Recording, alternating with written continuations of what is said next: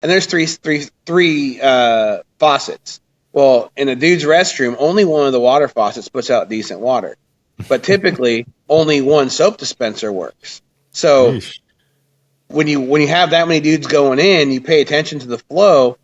They don't flow out to the sink; they flow out to the door. And trust me, I judge, I watch. There's a lot of dudes who get elbows when I walk by. I won't shake their hand. There's a reason. Right. So, Right. Because don't trust that everybody's washing their hands because dudes are nasty. So. Right.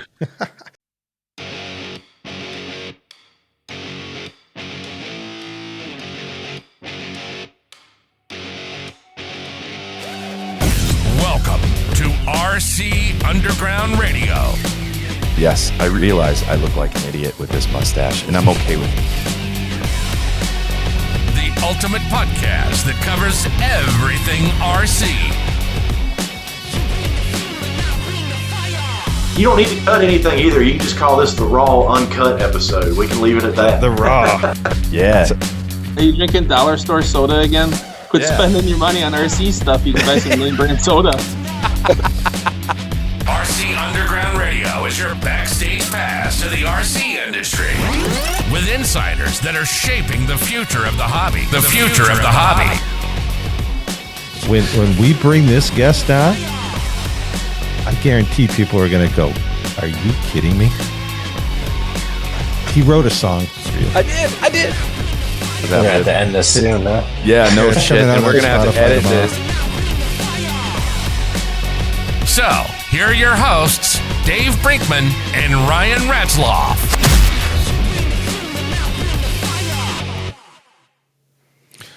As we talk inside the 1RC, I know just this week, I believe, you put out a pretty stern warning about charging and voltage and things like that. If you're comfortable, just can you go into what brought that up? Well, there's certain people that come from other forms of racing besides 1RC, and basically one of the things that the guys do that run stock class off road, like 17.5 buggy, the guys know there's an edge. So if you take a Lipo battery and you cycle it really hard, charge and discharge real fast, it'll create heat inside the battery. You're stressing the battery, and when you create the heat in the battery is going to have a little bit better performance. But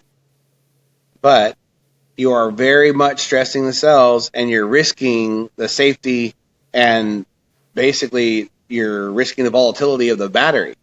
I tell guys, lithium polymer batteries to be treated as raw fuel. Okay, if you've never seen a lipo fire, you have no idea what the sheer energy is inside these little batteries. Yes, a 300 milliamp battery is a small little guy. It's going to be a small little fire. It will still burn pretty. I mean, literally, if you've ever taken like a Piccolo Pete on 4th of July, hammer it on the sides and light that sucker on fire, it is a little baby torch that's going to throw a bunch of fire out both sides. That's what a 300 milliamp lipo will do if you catch it on fire just wrong.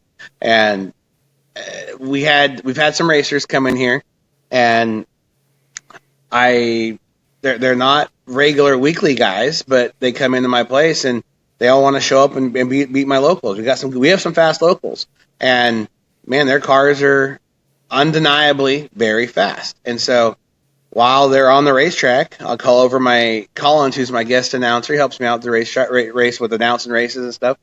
I walk over, I look at their chargers, and I see them cycling batteries. It's 5 amp charge and 5 amp discharge cycles. And you know what? That's not okay. So what it comes down to is when Lipo became a thing in RC, which was 15 years ago, roughly, it was like the rule of Lipo lithium battery handling is you charge at 1C. Okay? So a 5,000 milliamp battery, you charge at 1C. It's 5 amps. A 300 milliamp Lipo battery, you charge it 1C. That's 0.3 amps, which now cells have gotten better. Technology's come a long way. So now manufacturers are saying, hey, it's safe to charge some of the big packs at 15C, which is a lot of amp rate, but with the bigger cell and the technology, it makes sense. But with the size of our cells and how fragile and volatile the internal chemistry is, my lipo manufacturer says 3.5C maximum charge rate. Anything above that, you're really risking damaging the cells and you hurt cycle life. And so 3.5C charge rate is 1.05 amps. So I have a 1 amp charge rule. So going forward, if I see anybody with their stuff set at illegal settings or at higher settings, or even just sitting on the table, we're gonna have a talk. And if I don't believe that you're telling me the truth, which if we're halfway through a race night and your charger is set at that, I know you just lied to my face. If you're making any other excuse, you're going to pack your shit. You're going to go home. You're never going to be welcome back. I don't own the building I'm in. I lease it, but I've spent $100,000 on the upfit and building the facility in the racetrack. And I have a $2.5 million insurance policy on this place. But at the same time, I sure as hell don't want to use it. I have 2 full-size fire extinguishers on each side of my pit area that are more than adequate for the proper type to put out a lipo fire if needed, but I don't want to use them. I have 6 buckets, 6 5-gallon buckets filled with 50 pounds of sand apiece. I have plenty of sand to put out a lipo fire if need be. I don't want to use it. And so when I see guys absolutely disrespecting lipo battery technology and risking the safety of fellow racers and risking the future and the existence of my facility, I'm not going to have it. So I really hope that anybody and everybody that owns a shop, runs a track, especially if you have people in your own facility in your home. Some guys have home tracks. I know a couple guys that do in their basement or whatever. So if you got a basement track, you don't want guys down there lighting fires, because I've known so far. I've in my life, the guys I know from racing, 5 guys have lost at a minimum their trailer, garage, or their whole home to a lipo fire because they didn't handle their lipos properly. So I'm just not down with that, and especially when you're doing it to try to achieve an advantage over everybody. So you're already cheating, and then you're risking people's safety. So that's about all I got about that. I mean, I guess I touched on everything there.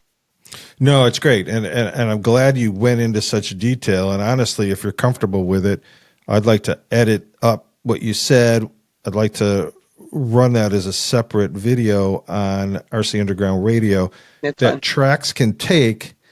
I'm going to do this at my race on Saturday. I'm going to take this little segment we just did. I'm going to play it on the big screens at our drivers meeting and say, guys, this is it. This is why, this is how, and this is what we'll be watching. And it's just for everyone's safety. And you brought up some things. It's charging and discharging at 1 amp is safe. It's safe.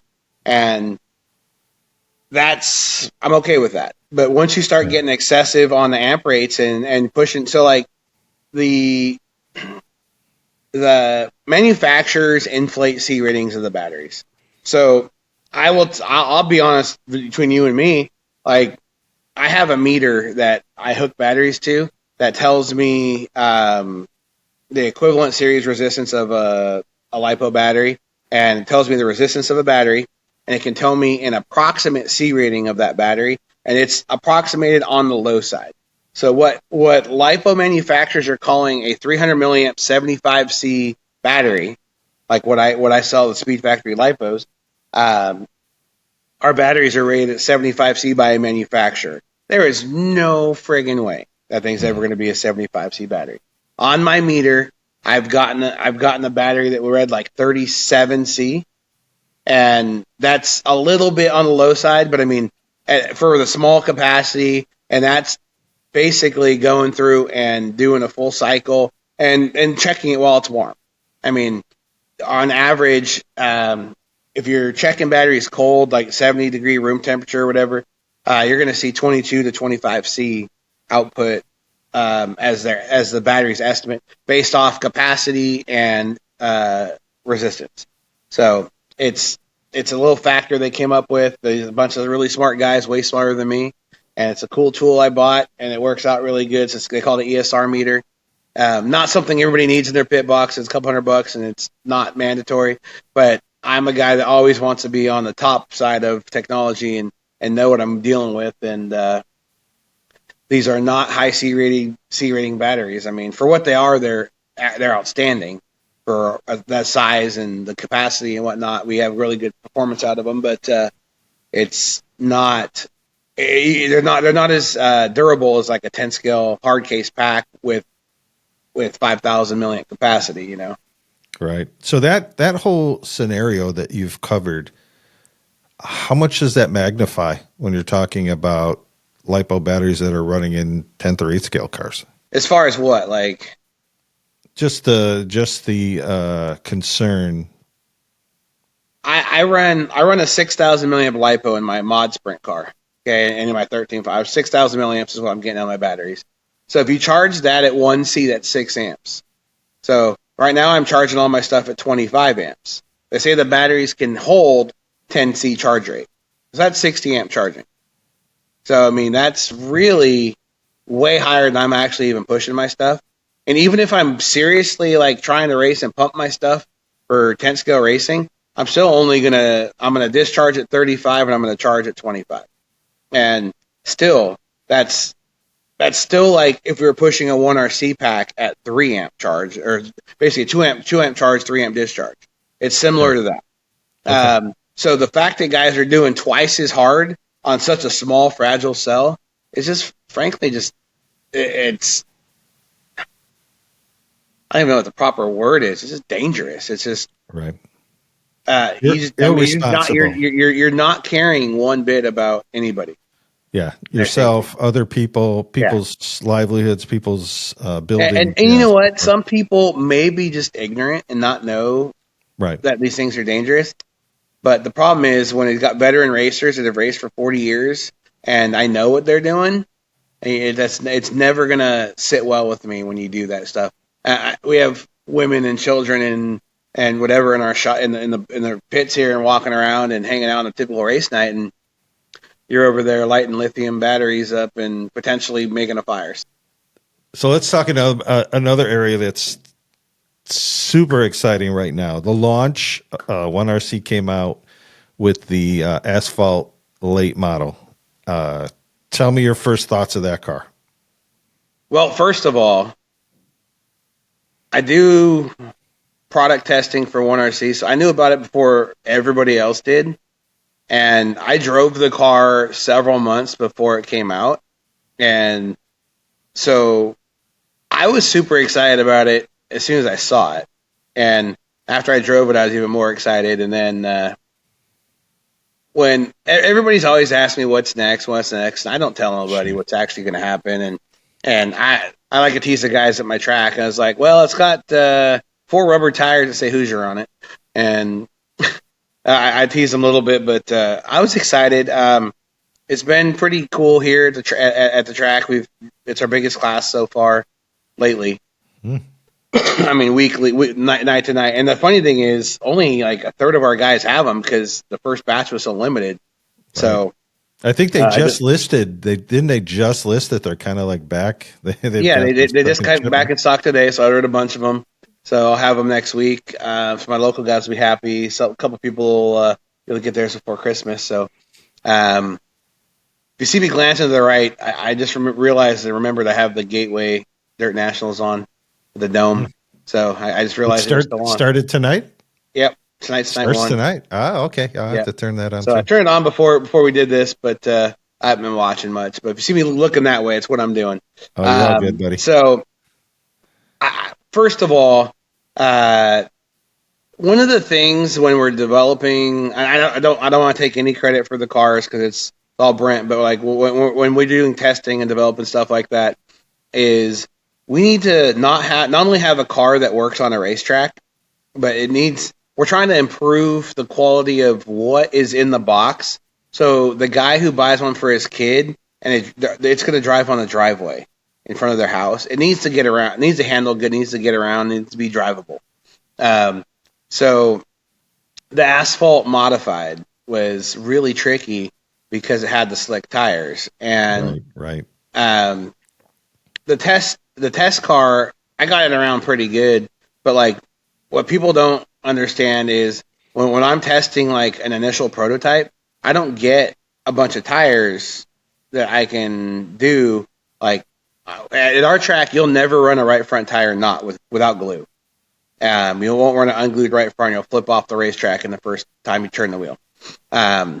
So when I do my testing, whenever I test a car, Brent wants me to do all the testing without glue and tires. And so that's really difficult to like, I have to then kind of turn dual rate down or drive the car a certain way to not traction roll the car, but still get a good feel for what the car is doing and make sure it's handling. He also wants me to not dial in the suspension and work on tuning the car. He wants a out of the box assessment. And from there, we get a idea of whether the car is drivable or whether it's really struggling. And it really, the slick tires, as soon as I sanded the tires, the car got around fine. And we were driving good laps. And I still have some video on my phone. Like, I take video when I do the testing, but I don't like release it or show nobody. But I keep it on my phone. And then when the car comes out, I can post it on my page. Hey, here's a video of the car running. And so guys can see. But I mean, like, it still ran really well once we sanded the tires. I can't get on the wheel and turn hard in the corner like I would with a race car that's set up here for this place. So, but it all works out. It's a fun process. And then after a while, after I did the initial test, Brent sent me a bunch of different tires and different compounds. I do a lot of tire testing for him, and that's exciting. The positive so far is we're on, what is this, the 7th model of car? I think we're on the 7th model. I guess 8 if you count the Silver Crown conversion. But like, we're on the 7th model of car, and right now, all the cars are basically the same hard compound and all the same soft compound. So we've tested, I know I've had like 8 different compounds to test to see if we need to use something different. But so far, all the cars have worked really well with the certain compounds that are already out there. And that's really important, actually. A lot of guys wouldn't think about when it comes to having certain rubber in a track or on a track. If you have a synthetic rubber and then you go to run a natural rubber car, it's not going to grip the same. And so it's kind of a tricky deal that a lot of guys would never really think about. But having the success that we've had with the specific rubber has been really good. And then at my track so far on my asphalt late model, I've never run any soft tires. I mean, I did in testing, but I mean, as far as since the production car came out, I haven't run soft tires on my car. My car's been pretty good, but you don't necessarily need to just bolt on 4 softs. Right. Any other class here, you're bolting on 4 softs right off the bat. With those tires, you don't need 4 softs. I know our last three race nights have been won with soft lefts and hard rights. So my car has been pretty darn predictable and drives like a champ with 4 hards. So that's exciting. Helps with tire life and whatnot. So certain people will cry about tire life, but honestly, I think we're getting I'd say you can reasonably get more quality laps with the asphalt late model tire than the dirt late model tire, because the dirt late model tire falls off more here in like super late model than the asphalt late model tire does. So we get probably twice the laps out of the asphalt car than you do the super dirt car. So yeah, I would agree. A couple of different points you made. You know, when you talk about that out of the box experience, right? Whether it's a youngster or it's dad and the youngster, the plug and play is amazing. Right. Literally, I put that car together, put it, on foam. As you know, we run foam at the underground, and she hooked right up. Nothing, no sauce, no nothing, right? No traction roll. I mean, I took the first look at those dimpled tires. I'm like, okay, this is different. Yeah. But man, hands down, and we've talked about this before. You've been doing this forever. I've been doing this forever. Hands down, the most fun race car, RC car I have ever experienced. Yeah, they're pretty cool. Yeah, just because of that. It's like first experience, great. So where do I go from here? It's only going to get better, right? Because now you're messing with it and playing with it. Tuning on it, yep. Yeah, they just hit on the tires. Now I see that they recently came out with them for the asphalt modified. Is there? And again, maybe cross some waters I'm not supposed to. But do you think they'll roll out that form of tire with the dimpling for any of the other divisions? No, I only expect this to be for any asphalt cars going forward. Like I get guys all the time saying, "Man, it'd be really cool if they made a Indy car." Well, if we made an Indy car, it would have that style tire. And also, no, there's no plans of making Indy car. Not that like I'm the one that designs or anything, but that'd be a heck of a car to build because the number one part you'd replace front wings more than you'd replace tires. So, but anyways, yeah. So I think I got to touch all the bases there. The tires work really good. They've been great. I knew as soon as the car was announced that there'd be guys heckling that whole tire, and a couple of guys were clowning on it. That's why when I made my initial post that it was released, I said, "Hey guys, give the tire a chance. You're going to be impressed." So here's a question for you, and maybe you'll say, "Oh, they've already done it." To me, I call it the dimpled tire. I've just never seen an RC tire like that. Could you see that same develop for other forms of RC, larger scale cars? So it's really similar to what you would run on a 10th scale off-road carpet car. Okay. It's obviously I would call this like a very, very small micro pin or whatever, but I refer to them as the treaded slicks, and some guys are like, that's opposite of each other. I'm like, I get it. I know it's not a slick once it has the tread on there, but it's a car that would use a slick tire. That's why I call them treaded slicks. It could become something that is used, like if you were going to run some. I don't know. The problem is there's so many tire options for all the other cars out there. Sure. With so many smart dudes out there for these companies creating the products. I mean, maybe it'd be something that could be better for something, but I really wouldn't expect to see too much of it beyond like a little bit of carpet off-road, which they've already kind of got that, and they keep on making smaller and smaller and smaller pins, so it's kind of similar. But yeah, I mean, the crazy thing is they're not so aggressively like treaded that you think, man, that looks stupid. It doesn't look like a slick tire no more. Right. From the side, you can't see the difference, and there's no definitive pin visible unless you look closely. So I dig them. Well, once you see the performance of the car, who cares? I mean, I feel you. Just yeah. handle fantastic. Yeah. So, and honestly, like when I got the prototype, I guess, yeah, when I got the prototype, I saw the body and I was like, and I told this exactly the same thing to Brent. I'm like, man, I'm not in love with this body, but I fully understand. So the whole thing is he's trying to avoid any licensing issues. He doesn't want Chevy to say, you copied us. He doesn't want Ford to say, man, you just butchered you just took our nose and copied it. And you want to avoid any licensing issues. I suggested just to because the car is actually a pretty good representation of a short track late model. The weird thing is it's like almost got like features from different cars. Like I tell guys the nose is 1995 Chevy Monte Carlo, but the quarter windows are 98 Grand Prix.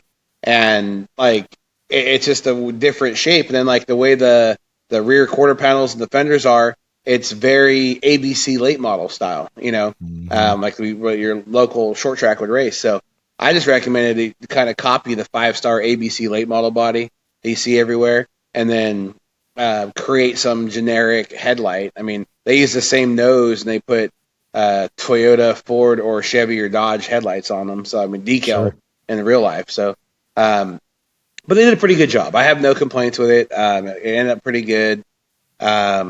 So I really don't have any, I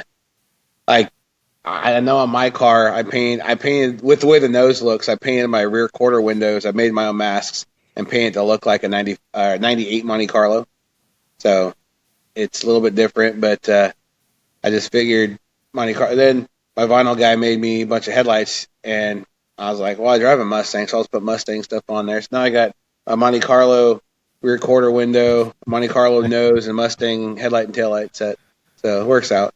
That's cool. So here's a question for you that kind of feeds off of that. So what's your thought about, as we talk about keeping things 1RC, what's your thought about aftermarket bodies? So like if somebody would come out now and say, hey, these cars are really popular, and do like a Cars Tour style car or a true, 5-star late model. What's your thought of those? Because I know it's, it happens with the dirt late models with the. So I don't feel like that's a positive for where we're at, because everything we do is aimed at keeping things basic and keeping things cheap and fun. That's like, for me, it's a slippery slope. That first step is the first step the wrong direction.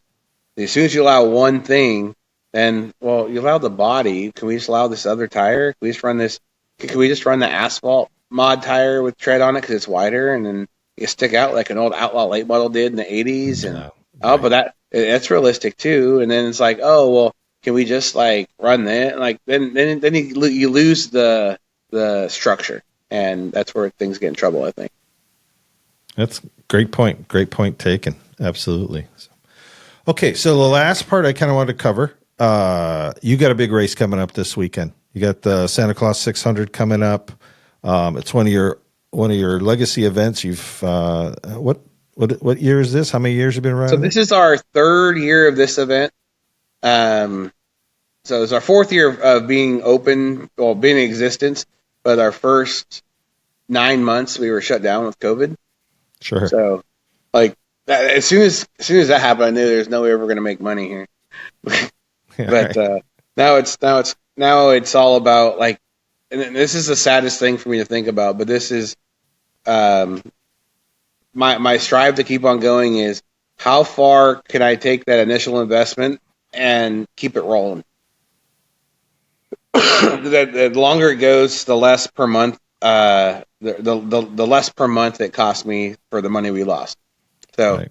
That's basically the saddest way to look at it, but I mean, it's true. That's kind of my golf game, So like if you pay $40-$50 to golf, I figure if I shoot a 120 or I shoot a 150, I am getting way more value per shot than my buddy who's shooting a 65. So I can understand that outlook there. So me personally, I know with my personality type and who I am, I have never golfed, and there's a reason, is because I could not do it, suck, and then not want to strive to get better. So it become this obsession, and like I could not do that. So I prefer going to Top Golf with my buddies and having some appetizers and some cold ones, and hitting balls as hard as I can and letting them go wherever they go. And all we got to do is hope I score points so I can talk crap to my buddies. That's right. I'm with you on that one. Yeah, at least the netting keeps it in there, right? So, yeah.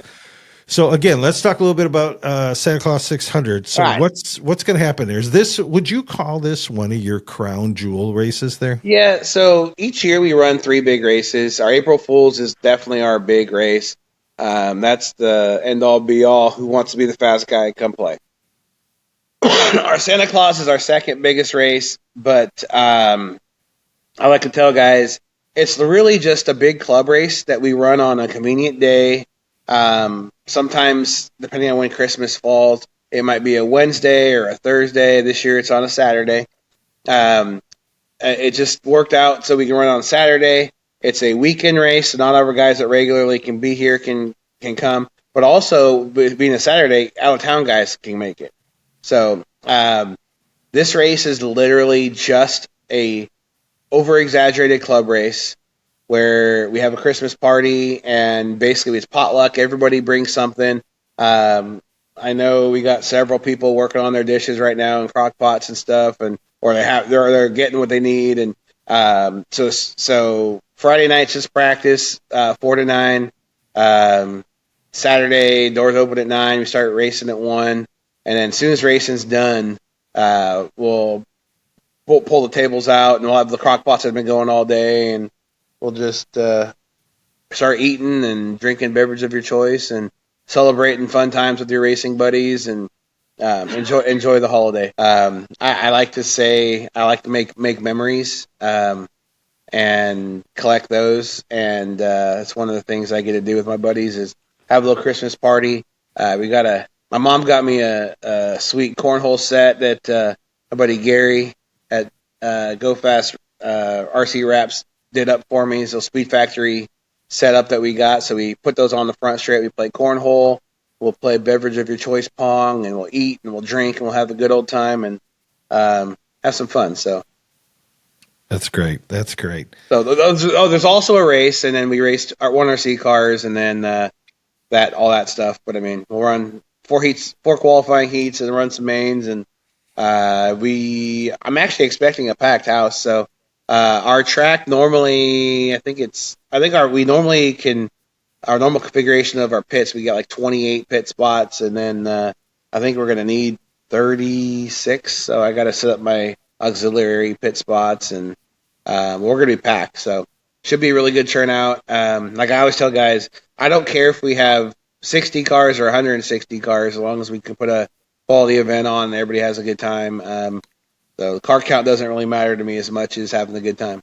So. All right. So what's the track configuration? Is it the short track? Is it the big track? Is it the road course? What are you doing? This is what we call our standard layout.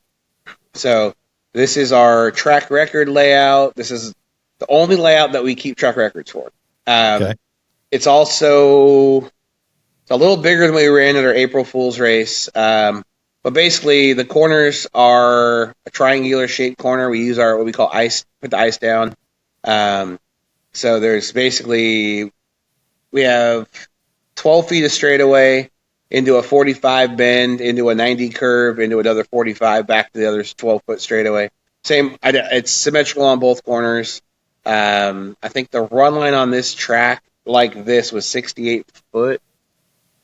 Okay. So it's good size.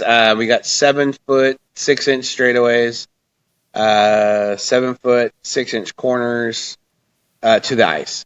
So it's our standard layout. We just got the carpet cleaned. We cleaned the carpet last night. Cleaned the whole place up. Well, most of the place. I had to clean a bunch of my personal mess up to get ready because my personal mess is always in the way. Where I wrench on cars and stuff. So that's going to become our tech area and whatnot. But track's all set up. Pretty much ready for people. People will show up tomorrow about 4 o'clock, and we'll have some fun with it. So I'm actually going to race. So it's not often I race, and then several of my guys have been running their mouths about how they're going to beat me. So when that happens, they get me to bring my cars out. So I was working on my, what did I work on last night? My UMP modified. So my UMP mod's ready to go. My asphalt late model's ready to go. My asphalt mod I got to do some work too, and then my super late model I got to do some work too. But there's enough smack talk going on. I was only going to run 2 cars, but they're actually trying to get me to run a 5th car. I don't know if I want to run 5, but yeah, it's I'll be calling all the races I'm not in. But my buddy Colin steps up and helps out on the mic, and he's basically after run classes, he's not running, so that works out. So one last little section here. You said it, RC Chili Bowls coming up next in January, right? Yep. And you said you weren't quite ready, but we all know that come race time, the dog is going to be ready. So there's a couple keys to that. So I run my own chassis. I design my own cars, XXX race cars. And I got about a 6 or 7 guy team that runs my stuff. The good news is when I design stuff, like we send stuff to them and they race them, and then we get feedback. So even though I haven't raced a bunch, our cars are really good. It's not like I'm running some crazy unknown deal where I'm not going to know if I'm competitive or not. So we've got really good cars. And I'm going to do some testing here coming up. So when I go test, I'm going to take 2 mod cars. I'm running 2 classes. I run a mod sprint and a wingless sprint.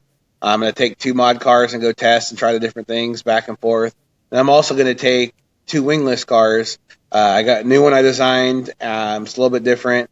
And I got the one I won Chili Bowl with 2 years ago. So I know even if the new car sucks, the old car's great. So either way, I have no doubt that I'll have competitive stuff and have some fun. Number one thing, though, I mean, nobody has more fun than what we have in the pits, our pit area there. We have a blast. We have a good old time, and it's a fun week with my friends, and I'm looking forward to it. There's a lot of guys I've met the last couple of years that I've gone and traveled to their tracks and met them away from Chili Bowl and kind of get to hang out with them a little more one on one, and it's been a blast. So looking forward to it. Wow, I just got the chills thinking about that. Like I'm a people person. I love meeting new people and getting to know people. And honestly, I have not been excited yet about Chili Bowl. I just got my excitement chills for the first time about this Chili Bowl. So it's real. We're I guess we're about 4 weeks away, something like that. I don't know. Yeah. But I got some work to do. I have a bunch of tires to mount up and prepare and get ready.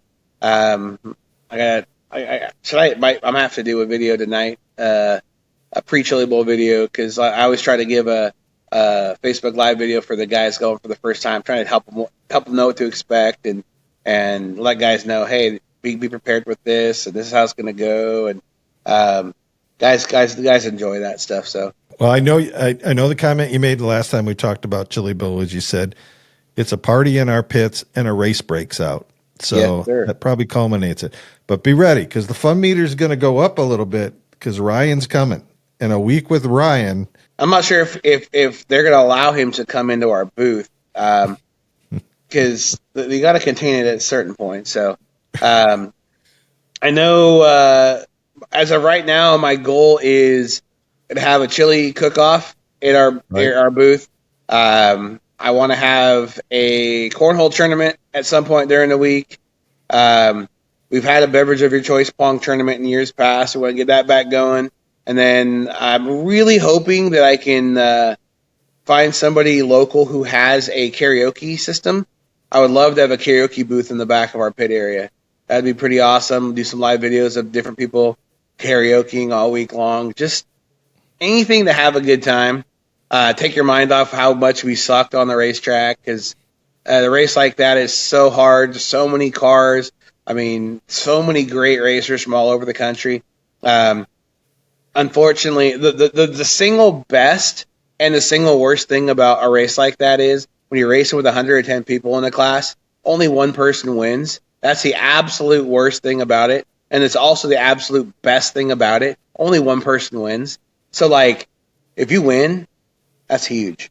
And if you lose, it sucks. Can't you kind of say everybody kind of wins, right? Because they just had such a great time. I'll tell you what, there's a couple keys to the RC Chili Bowl and having a good time. And rule number one is to set your expectations properly. So, like, if you're going for the first time and your expectation is to make an A main, man, you better back that up. But if you go in there saying, you know what, I don't know what to expect. I don't know most of these guys I'm racing with. I'm going to show up and do the best I can and see where I end up. And I tell guys, the attitude to have is do the best you can the first year and accept whatever you get and have a fun time.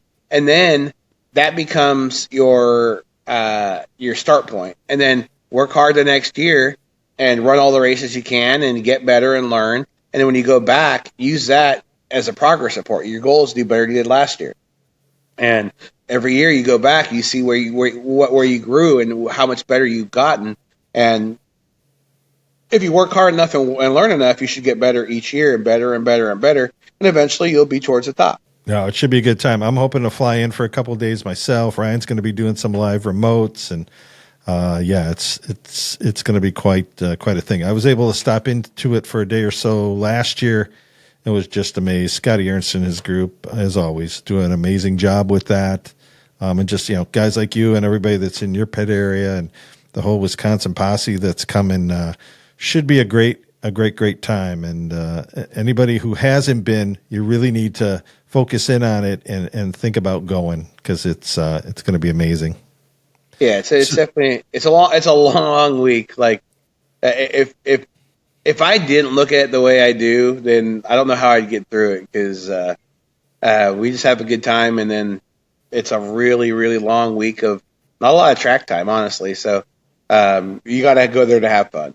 That's number one. And then there's some little race right on the opposite side of the parking lot. I kind of heard a little I don't think anybody's going to have time to go over there, but yeah. So is Chili Bowl flu a thing?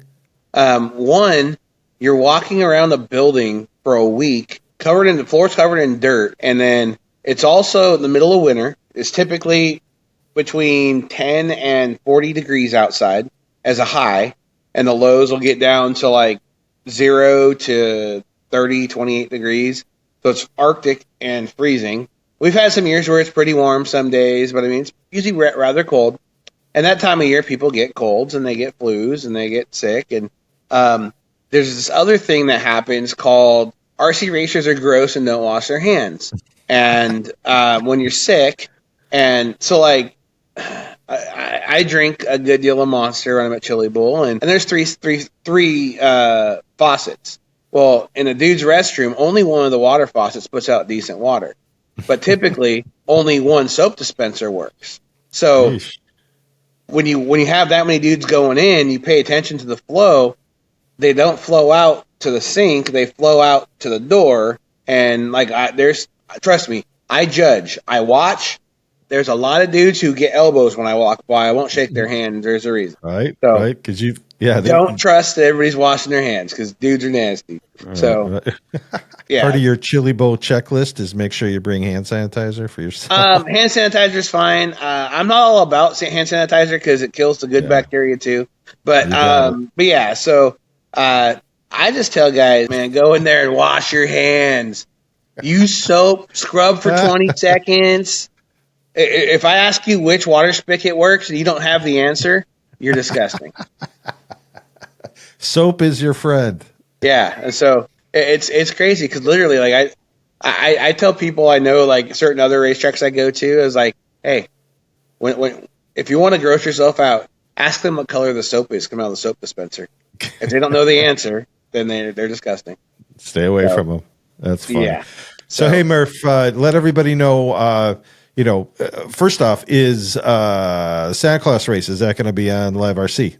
We'll put it on Live RC. Every race we have is on Live RC. I haven't been running the camera lately, partially because we use OBS Studio, and apparently, like, they want to update my stuff, so it's been fighting me. So I got to get my IT guy Gary on it, see if he can figure it out. But we'll get that up and running. Hopefully we'll have the video up and running. It should be good to go.